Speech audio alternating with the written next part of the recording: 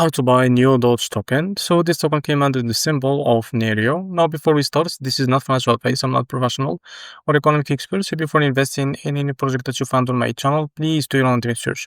Now before going on buy this token, make sure to check the X account and keep following the updates about this token. Now as you can see, this token is available on the screener. It's created 21 hours ago and increased by 100,000% in the last 24 hours, and the market cap, as you can see, $27.2 to $29.2 million, and it keep increasing. Now this token, as you can see, to be able to buy this token, what you need to do, just click here to copy the token address and open your phone to monitor that, as you can see. After that, I will just log into my wallet to be able to buy this token, as you can see here. Now what you need to do after that, click on swap, make sure to select the Solana token. Now click here and paste the token address in the search bar.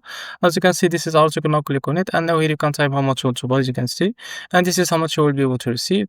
Now after that, scroll down and you will be able to find here swap, click on it. After that, you will be able to redirect it to Jupiter or OKX provider page to complete buy process. So this is how to buy NERIO token. If you found this very helpful, please like and subscribe. See you next video.